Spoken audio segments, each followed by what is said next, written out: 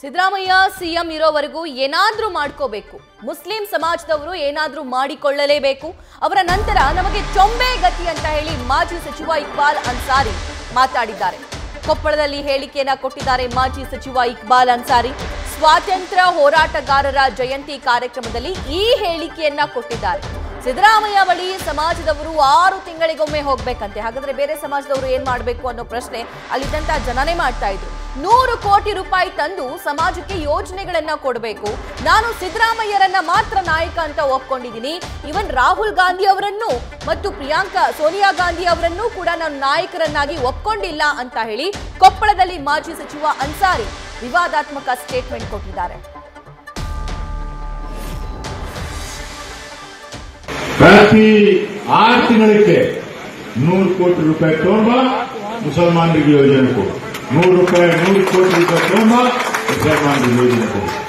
ಸಾಹೇಬ್ರು ಇರುವವರೆಗೆ, ಸಿಎಂ ಸಾಹೇಬ್ರು ಇರುವವರೆಗೆ ಏನಾದ್ರೂ ಮಾಡ್ಕೋಬೇಕು ನೀನು, ನಾವು, ನಮ್ಮ ಸಮಾಜ ಅಷ್ಟೇ. ಆಮೇಲೆ ಶಂಭುನೇ ನಮ್ಮ ಪಾರ್ಟಿ ಅಂತ ಹೇಳಿಲ್ಲ, ಶಂಭುನೇ 100 ಕೋಟಿ ರೂಪಾಯಿ ತಗೊಂಬ ಮುಸಲ್ಮಾನರಿಗೆ ಯೋಜನೆ ಕೊಡು. 100 ಕೋಟಿ ರೂಪಾಯಿ ತಗೊಂಬ ಮುಸಲ್ಮಾನರಿಗೆ ಯೋಜನೆ ಕೊಡು. ಸಾಹೇಬ್ರು ಇರುವವರೆಗೆ, ಸಿಎಂ ಸಾಹೇಬ್ರು ಇರುವವರೆಗೆ ಏನಾದ್ರೂ ಮಾಡ್ಕೋಬೇಕು ನೀನು, ನಾವು, ನಮ್ಮ ಸಮಾಜ ಅಷ್ಟೇ. ಆಮೇಲೆ ಶಂಭುನೇ ಪ್ರತಿ 6 ತಿಂಗಳಿಗೆ 100 ಕೋಟಿ ರೂಪಾಯಿ ತಗೊಂಬ ಮುಸಲ್ಮಾನರಿಗೆ ಯೋಜನೆ ಕೊಡು. 100 ಕೋಟಿ ರೂಪಾಯಿ ತಗೊಂಬ ಮುಸಲ್ಮಾನರಿಗೆ ಯೋಜನೆ ಕೊಡು. ಸಾಹೇಬ್ರು ಇರುವವರೆಗೆ, ಸಿಎಂ ಸಾಹೇಬ್ರು ಇರುವವರೆಗೆ ಏನಾದ್ರೂ ಮಾಡ್ಕೋಬೇಕು ನೀನು, ನಾವು, ನಮ್ಮ ಸಮಾಜ ಅಷ್ಟೇ. ಆಮೇಲೆ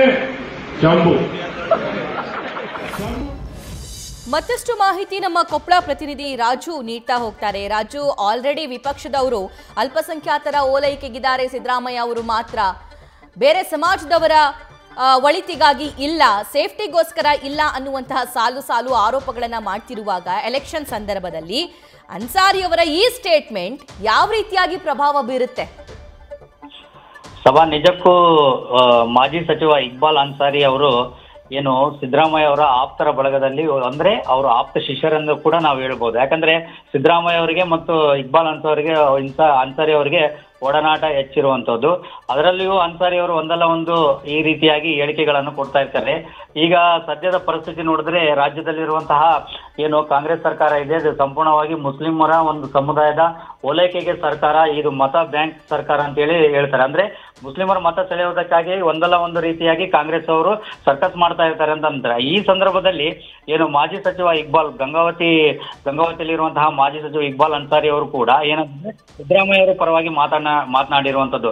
ಸಿದ್ದರಾಮಯ್ಯ ಅವರು ಇರೋವರೆಗೆ ಮುಸ್ಲಿಂ ಸಮಾಜದವರು ಏನಾದ್ರೂ ಮಾಡಿಕೊಳ್ಳಬಹುದು ಅನ್ನೋ ರೀತಿಯಲ್ಲಿ ಅವರು ಹೇಳಿಕೆ ನೀಡಿರುವಂತದ್ದು. ಸೊ ಇದೊಂದು ಟಿಪ್ಪು ಸುಲ್ತಾನ್ ಸ್ವತಂತ್ರ ಹೋರಾಟ ಜಯಂತಿ ಸಂದರ್ಭದಲ್ಲಿ ಹೇಳಿರುವಂತದ್ದು.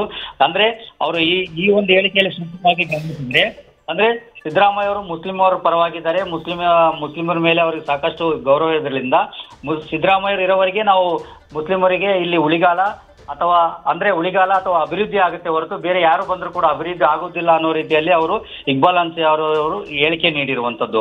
ಸೊ ಇಲ್ಲಿ ನಾವು ಗಮನಿಸಬೇಕಾಗಿ ವಿಚಾರ ಏನಂತಂದ್ರೆ, ಸದ್ಯದ ಪರಿಸ್ಥಿತಿಯಲ್ಲಿ ಒಂದು ರೀತಿಯಲ್ಲಿ ಏನು ಅಂತಂದ್ರೆ, ಈಗ ವಕ್ಫ್ ಬೋರ್ಡಿನ ಒಂದು ಇಶ್ಯೂ ಇರ್ಬೋದು, ಬೇರೆ ಹಲವು ಬೇರೆ ಇಶ್ಯೂ ಇರ್ಬೋದು. ಆ ಇಶ್ಯೂ ಸಂದರ್ಭದಲ್ಲಿ ಈ ಒಂದು ಹೇಳಿಕೆ ನೀಡಿರುವುದು ಏನಂತಂದ್ರೆ ಸಾಕಷ್ಟು ಚರ್ಚೆಗೆ ಗ್ರಾಸವಾಗಿರುವಂತದ್ದು. ಸಭಾ, thank you Raju. News first, ನಿರ್ಭೀತಿಯಿಂದ ನಿಮ್ಮ ಪರವಾಗಿ.